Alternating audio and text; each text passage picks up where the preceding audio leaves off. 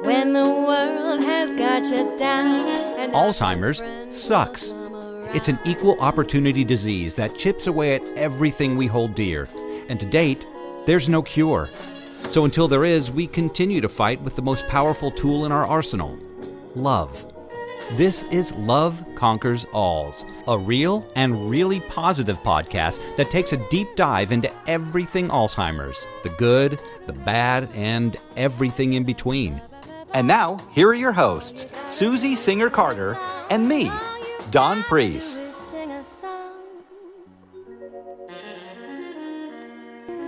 Hello, everybody. It's Susie Singer-Carter. And I'm Don Priest, and this is Love Conquers Alls. Hello, Susan. We're back. It's been a while. We are back.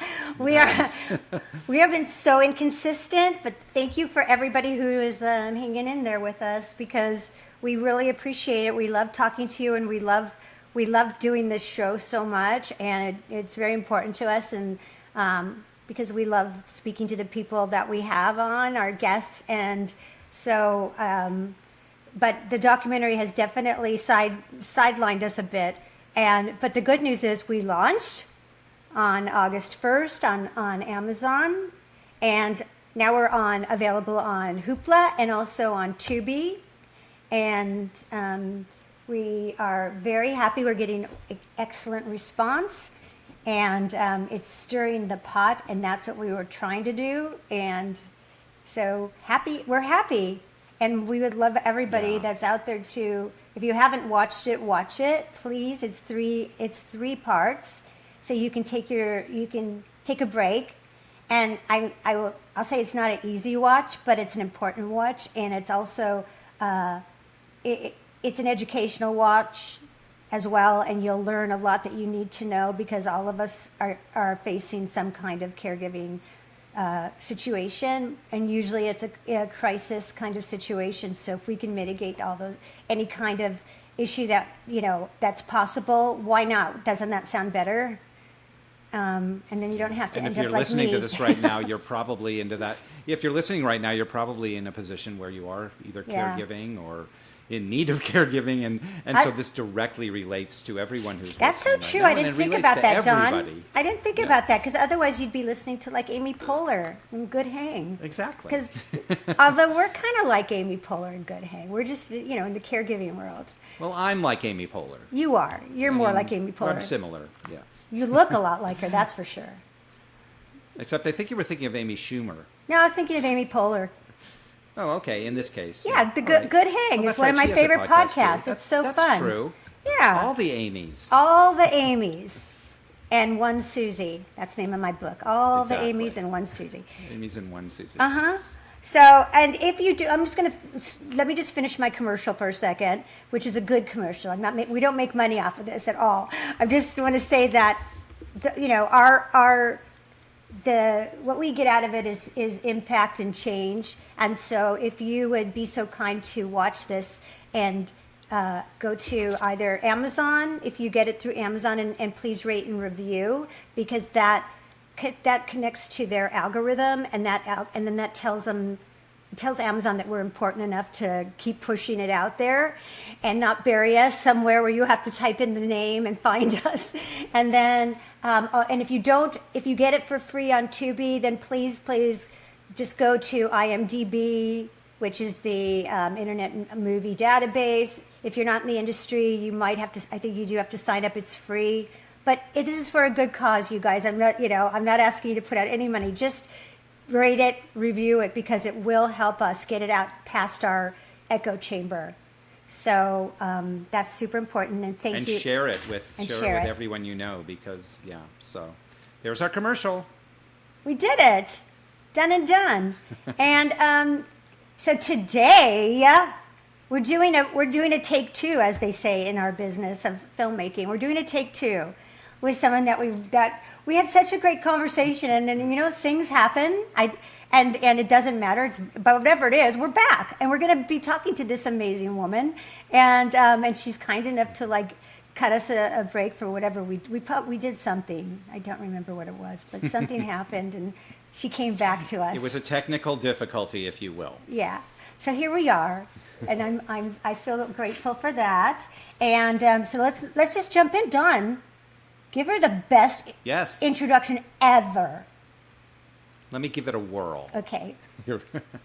After 15 years building teams and growing high-impact technology companies, Crystal Gallo discovered her true calling in the most unexpected way, through caregiving. When her own family faced dementia and cancer, she experienced firsthand how isolating and overwhelming the caregiver journey can be. Inspired by her own path and countless others she met navigating similar challenges, she founded Innerhive, a company dedicated to ending caregiver burnout and helping us all show up better for ourselves and the people we love. And to find out more about this wonderful innovation, let's say hello to Crystal Gallo. Hello, Crystal. Hi, Crystal. Hey guys, how's it going? Good. Thank you for coming back and joining us again. So first, how are you doing on a personal note? I'm good. I feel like probably not as wild of a ride as what you guys are going through right now. I think it's pretty rad that you finally were able to get the documentary launched, have some phenomenal conversation rolling. So it's exciting to kind of see those things happening in the ecosystem, out there. And Thank you. Grateful to be Thank here you. to support you. Oh, thank you Very so nice. much. So, but okay, enough about me. But give us some background on Crystal Gallo first, and how you got into this arena, this community of caregiving. Because I think everyone understands that there's some reason why we all end up here. Yeah, I mean, the juicy background, I can get into all sorts of fun stuff that I love to do in my spare time, but mostly as it relates to this, I've spent a lot of time and kind of grown up in technology. So I worked really hard to kind of earn the influence and opportunities that I had, and was fortunate to be at companies that were high growth, all with successful exits. But I never really had the privilege of being able to work on something personal, something that I could hold deeply, something that was an experience that I went through and I held strong conviction around. And a lot of people that know me know my curiosity kind of runs deep. I hold a great affection around continued learning, and there's just an energy that I get from being able to explore and connect and grow. And I knew at some point I was going to find my way back to, wellness has always been at the core of all my decisions and kind of my growth, that it's my passion. I didn't expect that path back home, so to speak, would be, maybe how it unfolded. Some say it was a wake-up call, some maybe say it's healthy perspective, others say it's crazy, but in any case, I feel like Innerhive started from a deeply personal, rooted place that I found myself in an unexpected kind of caregiving situation, but after being able to connect with others and feeling inspired by their willingness to be open and raw, and recognizing that we share a common understanding. We've been there. We've been in the trenches, navigating the chaos. We've felt completely overwhelmed and alone, and we've the impact that has in terms of burnout creeping in and feeling like your own wellness is being negatively, not in a good space. And so, despite the risk and the challenge that comes with pursuing new territory, I think my intuition told me I really had to pursue this path. It was really important. It was meaningful. There was great personal purpose, and being able to kind of have this common denominator, this shared experience among others, was the inspiration behind Innerhive. I love it because I think, like I said, everybody comes to this community with a story, right? And something that motivates you, and then we all look at what's our strengths to hopefully make it an easier space based on our experience. Being a filmmaker, I do it that way. And you come from a tech background, which is phenomenal and also scary as hell because it changes constantly, and I don't know how you keep up. We're not a tech company trying to sell something to caregivers. We're actually caregivers who were in it, who had that breakdown, who felt it, who made an intentional pivot. We just happen to know tech. So I think being able to think about how do we solve complex problems in something that's so personal, and how can we leverage tech to be able to enhance the humanity side, to be able to give a space to be present. That was our mission. We want to do that and make sure that it stays human, us people, the connection at the core, because you can't use technology to solve these things. I don't know, there's different opinions out there, but emotions have all sorts of colors. So there's a huge spectrum to that. And this is a deeply emotional space. And so being able to leverage that technology is good, but it will never replace. So what is the elevator pitch basically on how Innerhive works? What is, I mean, just so for somebody who has no idea, how do you tell them this is what we do and this is how it works? Yeah. So I guess I'll start you off. What we really rallied around, we had the opportunity to connect with hundreds of families, and we just wanted to ground ourselves to make sure that our personal bias, and so our team collectively has had experience in care, but from different perspectives. So it might be caring for a parent or someone that, is aging. It might be caring for a child with medical complexity. It could be caring for a partner, mental health. There's been a whole spectrum. So we wanted to kind of remove what we felt and connect with families. And the biggest challenge that we kept hearing is information overload. In the very beginning, like the greatest pain point people have is I had an accident, or I had a situation or fall or a new diagnosis, and then what happens next? Everyone's calling each other, you have conversations that are happening, you have appointments that you're going to, Right. You're trying to just process all of it, and it's so overwhelming. And so we wanted to make it really easy with just a couple of clicks. How can we help capture, summarize, and make it easy to share that information? Because it lets you stay present. It brings others into the fold. And when you can use that information as a source of connection, you've got the ability where other people don't feel like they're boxed out. They're sharing that care load. And it's just really important context. It really helps when you can process that flood of information and you can bring clarity to where do I focus, what's next. It changes outcomes. It provides a better quality of life when you've got that caliber of organization and connection in your support community. So what does that look like? How does that, I mean, just an example of... Maybe I could frame it this way. So there's a lot of support groups, right, out on Facebook, say. What does Innerhive offer that is different from a forum? I love that. We'll put a pin in the forum piece because that's been a great point of feedback. So let me just paint a picture. If you guys have any siblings, or if you've, I know, given the experience you've been in, let's just say your mom has an accident, you get a call, you're generally her primary go-to, whether that's legally or that just happens to be. She's going to call you, and it kicks off this telephone chain.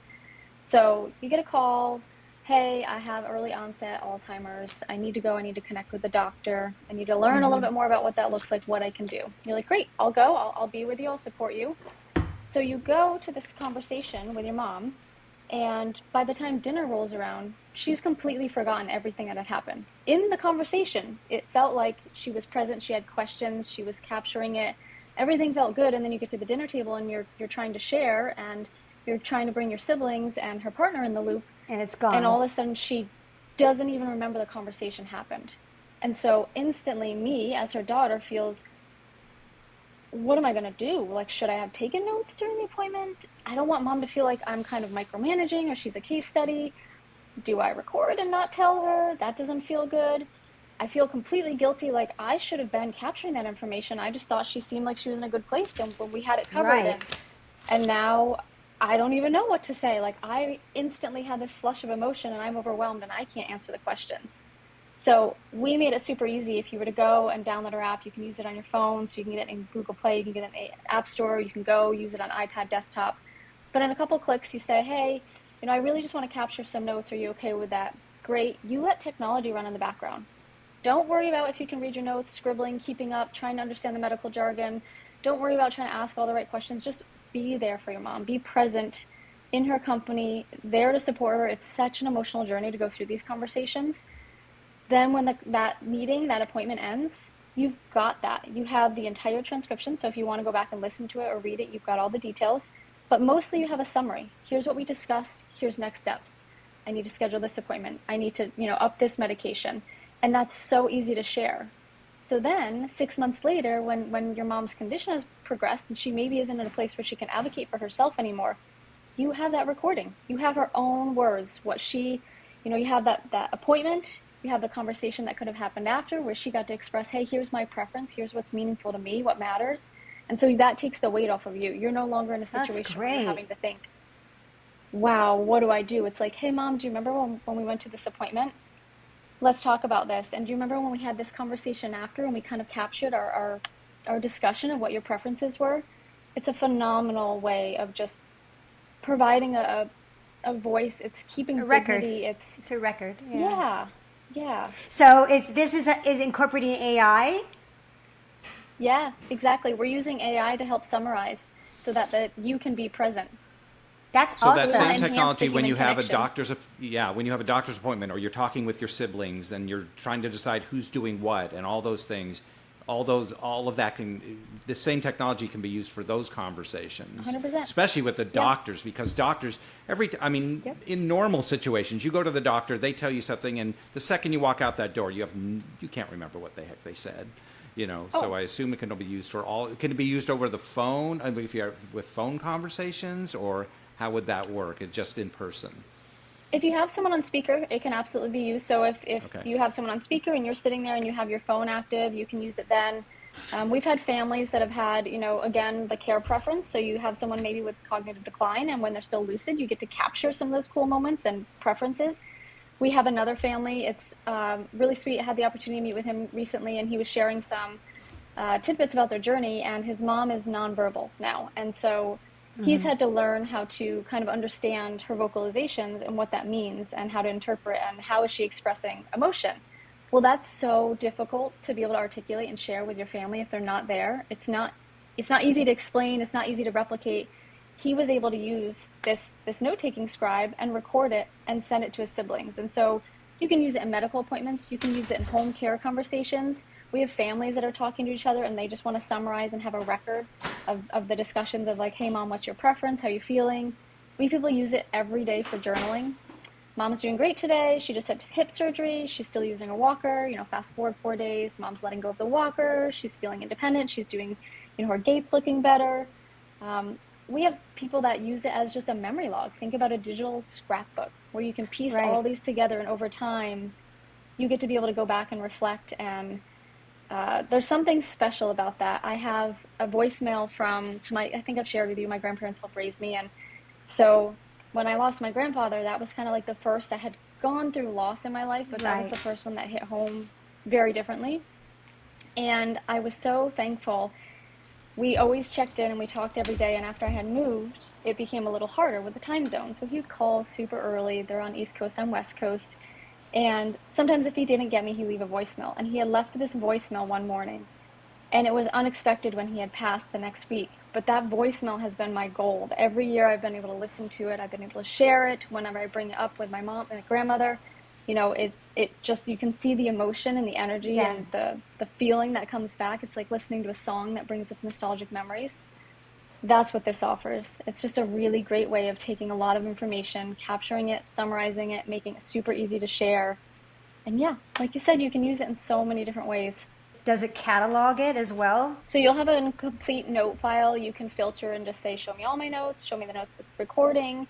You have the option when you share it out, what level of detail. It gives you explicit action items that you can engage with. So if you're managing care with others, for example, we have a family and long distance, the daughter happens to live and is caring for her mom, and her brother is not, and they were running into a little bit of family dysfunction. She was feeling like she was carrying the load, burning out. What? The brother That's was feeling crazy. I've never guilty. heard that before. I know. This is a That's real how? things here. What? But you get stuck in this like awful cycle of exhaustion and guilt, and then you start to build resentment. And it's like people have good intention and they want to help, but they just don't have the tools and they don't know how. And so in this case, the frustration was kind of growing, and she was then we had the opportunity to meet, and she started using Innerhive to capture the conversations. So then it made it easy, because now when she's sharing it with her brother, Mark's not just getting, her interpretation. He's getting the raw at the source. He can hear, what the conversation looked like. He can hear the response. So they've got that baseline and they're operating from the same jump off, which makes it super easy. So now they can collaborate and they can both go, oh, hey, I listened to that. I'm going to do this research. You do that research. Let's come back together and we can make a decision together, versus her feeling like, this is all on me. And also, Right. Here's what I heard. And half the time you walk away, like you said, you're overwhelmed. You're like, wait, shoot, what do I need to do? What was that? And then Yeah. you know. Okay, right. Just for that, it's worth everything, because if you have seriously, because these kinds of caregiving issues can bring up so much contentious kind of relationships that we're brewing in the background, but then all of a sudden, all when you're in crisis, or when there's crisis plus money involved and all kinds of things that make people different than you ever expected. You have a record. It's not on you just to say, no, this actually happened. You can show it. It's funny you say that. So family dynamics is a really big part of extending care. It people don't realize it escalates fast, and when communication's broken down, like, it could be either powerful and insights to help inform and make good decisions and bring you together. It's like the bridge, or it can do exactly the opposite. And I had the opportunity to work with this family, and same thing. So there's 3 siblings, and they're caring for their dad, and they've all decided they, have a super busy life. Each person wants to care for a very specific part. So they have a care plan. They've had the conversation, and generally they felt like, we're in a good spot, we're prepared, we know what to do, like we've talked about it. Right. We had a situation recently where they reached out and they're like, we just have to share with you how this was really valuable to us, because we almost went at each other's throats, because basically their dad had called one of the siblings and basically it said, I've seen so many doctors this week, I don't even remember what I'm supposed to be doing. Do you know what I'm supposed to be taking for meds? I know it changed, but I don't know. And his son instantly was like, oh my gosh, is this like a emergency? Did something happen? Do I need to call 911? Right? They're managing from a distance. And so anyway, you go through the telephone chain, you call your siblings, and then before you know it, you're like, oh, well, it's because he took the neurology appointment, his sister took the primary doctor, and then his other sister took the other doctor. So they didn't realize that their dad was accurate. He was very overwhelmed because he had been through so many, appointments that week. Right. But the problem was they were all managing it in a siloed approach. And so now they use Innerhive, and they're able to put all the information in there. They can post a note and it pushes out. You can see it. You've got a reference. You know all the people, places involved. And so it's like, okay, when these situations happen, you don't need to go into crisis. It's, Dad did have 3 appointments this week. Here's what's happening. Like, he is pretty overwhelmed, but you can totally avoid that crisis just through information sharing. So, is there a video component to it, or is it all audio? It's all audio right now. Mm-hmm. That's interesting. And so when you talk about video, like, to be able to have the ability to record and keep log, because right now people can upload. So you can take your phone and you can record a video on your phone, or you can take a picture on your phone and you can upload that to Innerhive. So we have a place to store all documents, whether it's documents like that and it's, observations, reflections, progress. It could be documents like insurance. It could be documents like power of attorney. That's what I'm thinking. That's what I'm talking about. Yeah. That's so important because go ahead, please. Like anything that is, that affects that family, the unit as a whole, that is so important, because it takes any of the suspicion out or the mistrust, or if it's there to begin with, and it mitigates all those problems right there and then. So let me just clarify one more time. So when it's recording, is it actually recording an audio file? So you have that. Perfect. Yeah. Perfect. Yeah. Yeah. And most people don't want to go back and listen to that full transcription, but they have it as a reference if they want. No, but it's important if you have it. Like the nuggets. Yes. Yeah. It's so important. I was even thinking with dealing with like my mother right now, who has Parkinson's dementia, and she's to a point where she basically all her speech is just sounds. It's not words. Yet she thinks she's actually speaking. You can tell she's talking as if she was talking, but it's just sounds. But behaviors that you can show her physician, things like that. That's why I was thinking about the video component also. That you can engage when you're with the person you're caring for. Now, you can shoot that on your phone. You could do that with a phone. That's a different thing. And then upload it. But I didn't know. That's why I was just asking about the video component as far as if it would be, melded within the transcripts and all those things. I don't know. But no, that's great. It's great feedback. We definitely wanted to start with families that said there's so much chaos. Please just help us find clarity, and then help us remember to find connection. Because in that stress, it's really easy to box people out or to get frustrated or let the emotions take over. So we wanted to not ask them to do anything. We're like, hey, we're going to meet you where you're at. We don't want to add to your list. We're actually going to take from you a couple clicks, let this record. We'll give you a summary. You can easily share it. You've got a reference point. We'll give you very specific tasks. You can interact. It feels so good to check stuff off that list. Share that care with others. Then we designed it so that as they go through, which is where you're kind of jumping to, we want to be able to grow with that care journey. A lot of times if there is a shift and it's a chronic condition or something changing, progressing over time, it's really important that we're taking some sort of record and journal of that every day.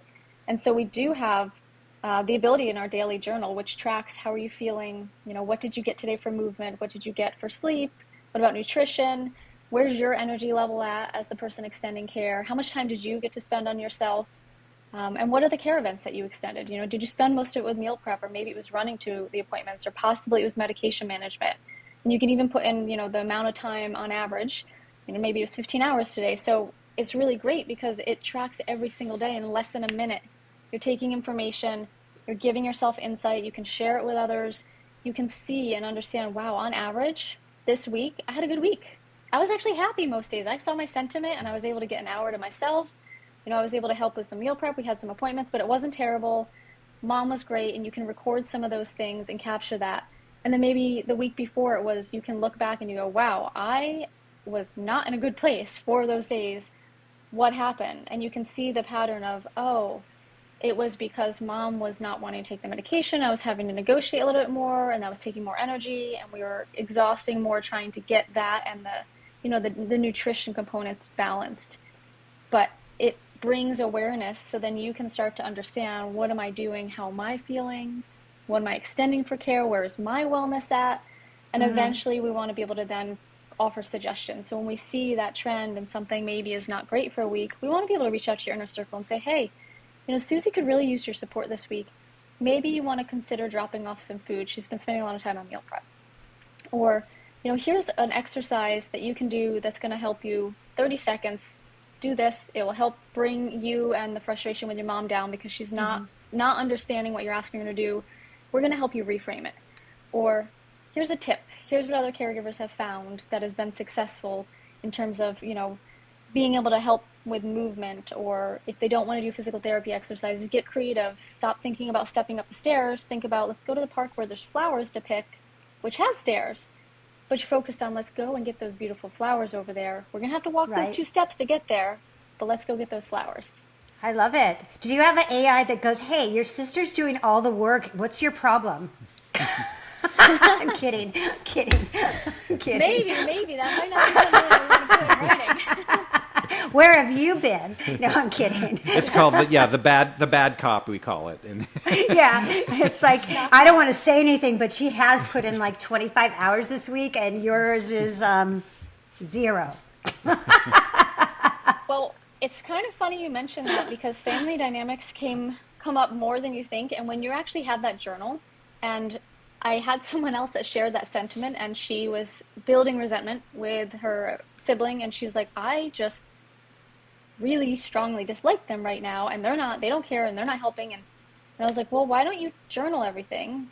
Why don't you then share that? And at least start with, you've done your job in terms of, let me give them some perspective. Let me help them understand what I'm managing, what's going on.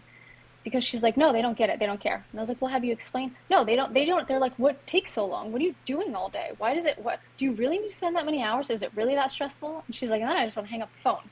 I was like, well, put your energy into the journal. It's a good reference for you. You get to learn about you and your mom. You can share it with your siblings. Whether or not, lead the horse to water, whether or not the horse decides to drink, different conversation, but at least let some of that emotional energy out. Find a way to turn it into insight. Let them have the opportunity to consume and understand a little bit more, build some empathy around, wow, you are navigating a lot. So and the can multiple AI family members they can have input, or is it just one input and everyone else can just access it? Or can many people do memos and things like that? Is it?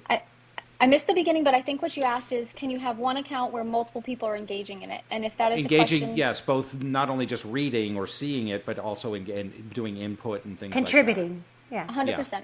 100%. Yep, you have the ability. So all accounts, let's just say me, Crystal, wants to sign up to Innerhive. I download it. I might enter in crystal@livesfree.com. And I say, I'm actually going to bring my sister Rosie and my other sister Sarah in. And they're going to be co-owners. So that means they're going to have full access. We can add, edit. We're all in there. We trust each other. And then maybe I'm going to bring my brother in as a viewer. And he can see what's going on, but not be a co-owner. Talk about family dynamics. How's that for a softball? Yeah.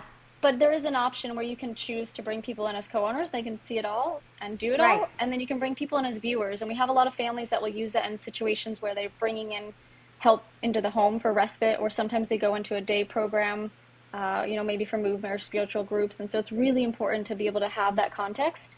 It gives them the ability to, Right. in many cases, there's a profile page that says, here's my dad's preferences, here's his medications, allergens, diagnoses. Also, here's some context around how he tends to communicate best. And that's so invaluable when you're trying to figure out, like, how can I best connect and give someone a great experience when I'm not there? It gives a peace of Right. mind. It gives, a slice of confidence. You're like, I feel good, and I know that they're safe because they've got the critical information. I love this.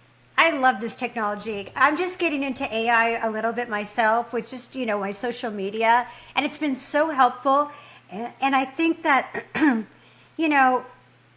at least for me, I don't know how your technology and how your AI works, and I'm assuming that you are building it on a database of all this information that's already there from caregiving that is informing how AI responds to certain things. So, but is there also that personal component where it understands like let's say the three of us are on the same account, so it's like this is Susie checking in, and that AI knows starts to learn my patterns and starts to learn what's going on, and then you can say to it, hey, listen, what would be a really nice way to tell my brother to step up? Could you do that? Is that part of the component or not?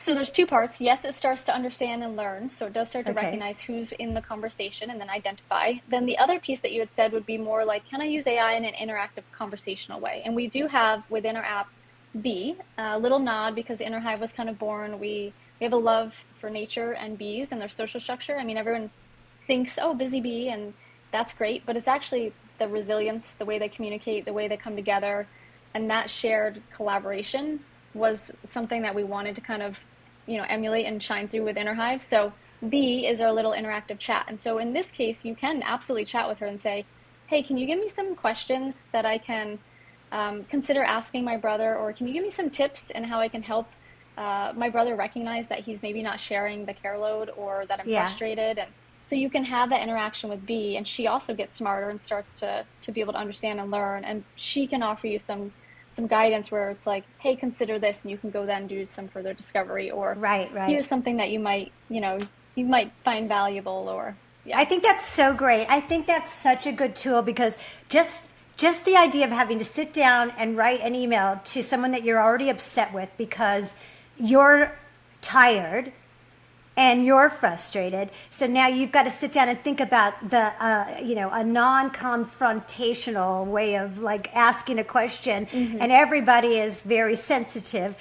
That is such a good tool to have, and it's learning you like that. To me, this is the best use of AI for me, and I'm a writer, so I mean, I find it really helpful in framing certain things that just how to frame it, but it takes too much time. Yeah. Does that make sense? Yeah, it does. I still think there's a lot of opportunity there because we've had a lot of people say, it'd be really great. I can identify my inner circle. I can share, updates, help requests, whatever there. We've had people ask and say, okay, what if I want that inner circle to expand? Can we just have all Innerhive users and you're bringing caregivers together and then we're having conversation there? So there's learning that's happening at multiple levels.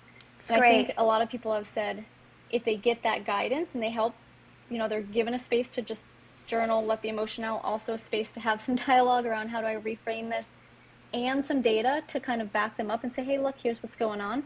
It does change the entire way that connection happens through coordination. It makes it less siloed. It makes people feel more informed and present. And it's so great ideally, because I'm sorry, it just gets me so excited. It's so great because do you have like, if you're saying something and you want to present something, AI, because it does clock and catalog everything that you input. That's the nature of AI. It could easily say back on such and such, remember, use this, and bring up something that you forgot to even think of to mention about an appointment that you had journaled or logged in or whatever, and it can bring that up and say, don't forget to remind them this. You know what I mean? I think those things start happening. I notice it with working with AI now, that it has all the memory that I've given it, everything that I've, all Yes. my information is there. So it has it. It'll say, oh yeah, remember when this so-and-so did this? Yeah, let's do this instead, and it'll offer up different ways. I love that. Actually, I feel like that's super applicable to people that are navigating, well, you understand the audience, Alzheimer's, Yeah. dementia, any sort of cognitive impairment, because it helps you, like being organized isn't just helpful, it's actually really protective. Because Yes. it supports your safety, you reduce you reduce any sort of errors or missed care steps. It provides you with continuity, so you've got a reference point, a nice kind of audit trail, if you will, when your memory fades. So it's not really a luxury when people think, well, I don't need that. It's actually, you do need that. It is a necessity. Like that is going to help you. It's going to bring you together. It's going to help with your preferences and, decision making. And there is so much power in information. If we can sift through and help people remove the noise, we can give them the insights that are going to change the outcome. The important things and get the emotions out of the way. No, I mean, we could say here, we have other features in the app that are, there's a community piece. You can hook up your calendar and bring your appointments in. It will remind you and say you have a doctor's appointment with your neurologist in 5 minutes. Would you like to record? So it puts it in front of top of mind, so you don't have to think about it. It gives you the option right after it finishes and says, added to notes. Would you like to share with your inner circle? I mean, we're trying to take a lot of that mental load out, and we're trying to make it as easy as possible. So there's a lot of richness with our journal, with our appointment, with the note recording. There's so many different places that, people extending care can kind of grow, and they can pick their own journey in the app. So This is so great and so important. And I'm even more excited about Innerhive now. So I'm glad this was a happy accident, because I like the direction that you're going in, and I get it. And I think, looking back at, if I had that kind of tool, it would have been so helpful in so many ways, like super duper helpful. And I mean, I'm all for it. I'm all in. I think this is really good. Yeah, I wanted to ask a couple things about doctor interfacing, because I assume B can say, you can summarize, here was the day we spent with her and some weird things were going on and blah, blah, blah. And I assume you can ask B to say, hey, I want to express what happened today to my doctor in a coherent, simplified way based on all of this. So I assume you can take whatever transcripts it had and it'll kind of summarize and say, yeah, this would be a great way of communicating to your doctor. This is the important salient points that really would need to know. Would it go that deep? yeah, that's interesting. We haven't actually connected those two, because right now you can have a conversation and we provide a summary and we have very clear next steps or themes. So like, here's what we discussed and here's what needs to be done. And that's typically shared. But I think what you're doing is taking a step further and thinking about the emotional undercurrents or the nuances, like, how can I position this differently, or what am I not thinking about? And you could absolutely take that. It's not automated right now, but you could take that and you could connect with B and say, hey, B, I want to show you and I want to express what we did today. Can you help me reframe, how I can share this with my doctor? Yeah. So that's probably an area that we can explore, even, in terms of where there's opportunity. And this is why the more people we can get in, the more families we can reach, the faster we can understand, like, what do they need? Yeah. You refining it. What completely. And then you're speaking doctor lingo too. Not in, but I mean enough so that it's short. You're doing a shorthand in a way. Yeah. I'm not saying that it's medical, but you're doing a quicker shorthand. Like, I didn't know any terms when I was taking care of my mom, right? So I'm trying to explain everything. Like, I didn't know what acuity was, like a high acuity. I didn't know when they were throwing all these words to me, like comorbidities and da-da-da-da-da. All these things, I didn't know what that meant, right? So those are things that, we might not ask at the time, like, wait, slow down. What are you talking about? What's high acuity? What do you mean? Like, and how, and when you say high acuity, how many acuities are there? Like, what are we talking about? You know what I mean? Because we don't know. If you don't know, it's not your business. But these are things you need to know as a caregiver. Yes. Yeah. The other and it's so side nice of to be able to that have is that reference to, like, go back to and learn and spend time and process. Because on the fly, when you're like elevated, or if you're trying to be present, it's really difficult to. We can't be a medical scribe and an emotional support and a firefighter and everything else that at once. So. And because let me just say one thing. So because your app is geared towards this, it's not like you're going in, because people could say, well, I could just do a Google search. No, because it's different, because yours is already fine-tuned and it's already, in this lane. It's primed for this kind of conversation. So it's just picking up and holding on to the important things that belong in the caregiving conversation. Correct? Yes. Yes. Also relevant Very to care-oriented. your situation. That too, because it's personalized. not- But I'm it's saying not on a general. bigger. Yeah. Yeah, but I'm Yeah. saying on the bigger, but like on a bigger resource capability. To me, it's short. It's like, you'd rather go there than to a Google search where it's like this Yes. generalized AI that comes up and goes, well, that there's many ideas that could happen with that, and there's and then it gives you this, But this AI B knows you. It's targeted. It already knows what you're there for. It Right. already has an Right. understanding of what happens when you're extending care. A lot of people have shared, I want something custom. It's just like you're an entrepreneur, you want to find another entrepreneur because you don't have to explain yourself. You just say, oh, I'm an entrepreneur Right. too. Oh, I get it.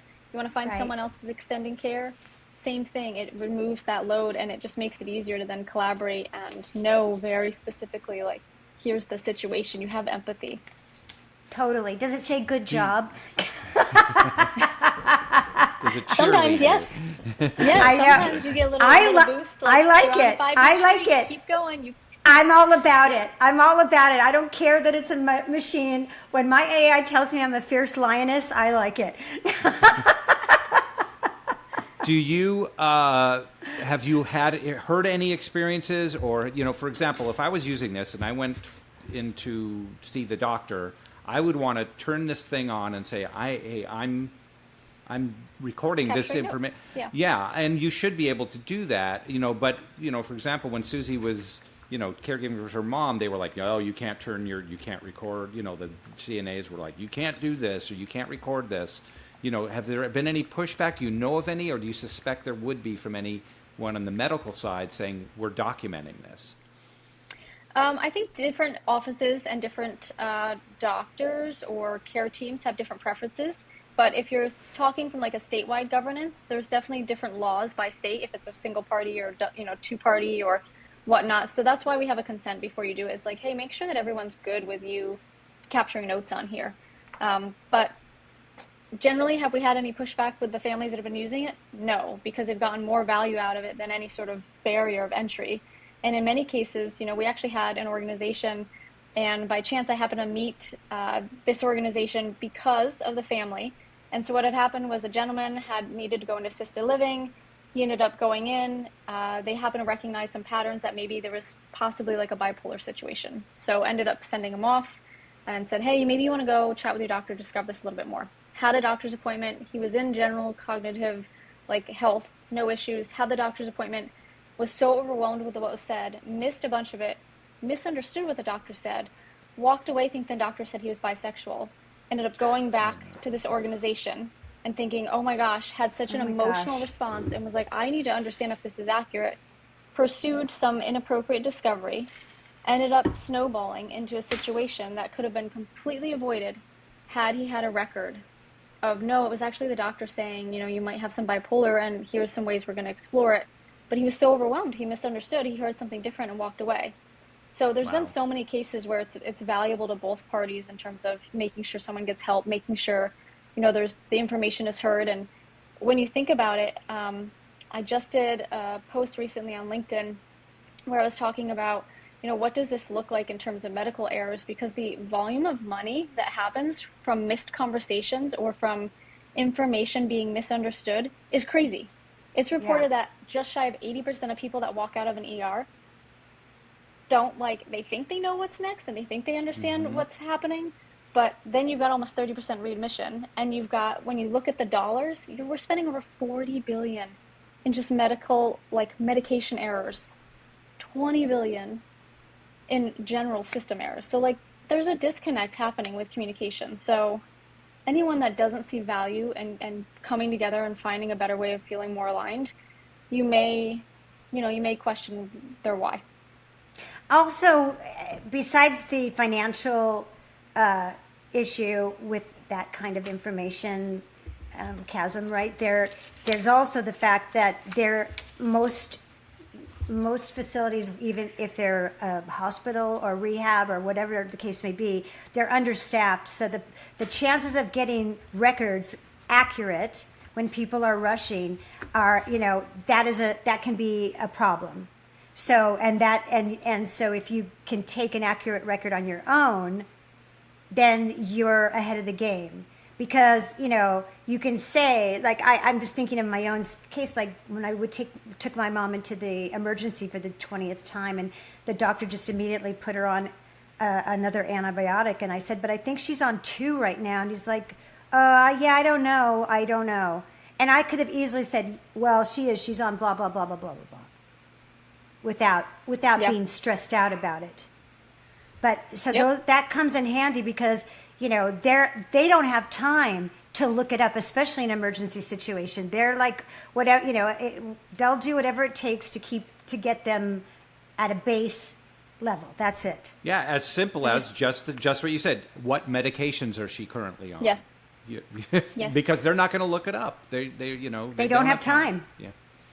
They don't have time, and a lot of the systems don't talk to each other. And They don't. I mean, there's always behind, like, you've got the person extending care and the person receiving care, and almost always the person that needs the care, they're under their own, like, they have their own situation they're working through and emotions, and they have a whole nother level of confusion. But almost always behind that degree of confusion is someone in the family that's extending care, and they're completely overwhelmed. I mean, 2/3 of people extending care cannot keep track of information. And if you don't have the right information, just like you said, it impacts decisions, quality of care. It maybe prevents decisions from even happening, and you're sitting in the space that could then have detrimental impact. Like, it's crazy. There's a better way. We can use information to be insightful and really change outcomes. And there's a much more proactive way of being able to identify some of these trends and patterns and help people. It's just, there's so much out there. It's overwhelming. I love it. Well, I love it. You're doing a better way. You're creating a better way. So, Yeah. Yes. Good on you. I'm all in, Crystal. I think this is great. I love it. Well, thank you. Yeah. Thank you for coming back on, and thank you for sharing this. And I'm excited about what our technology can do. I know there's a lot of bad side to it, but I think what it brings to us in terms of assistance and resource is unbelievably valuable. It's just so incredible and super exciting too, I think. And life-saving.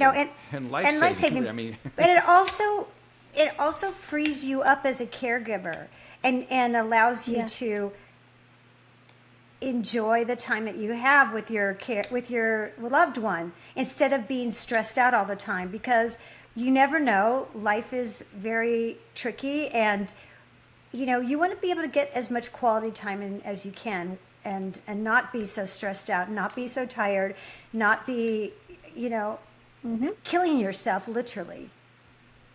Yeah. Literally. Yeah. Living, We're there. There's so a better way we can be there to, like, you're the there. to hold their Innerhive. hand. I love it.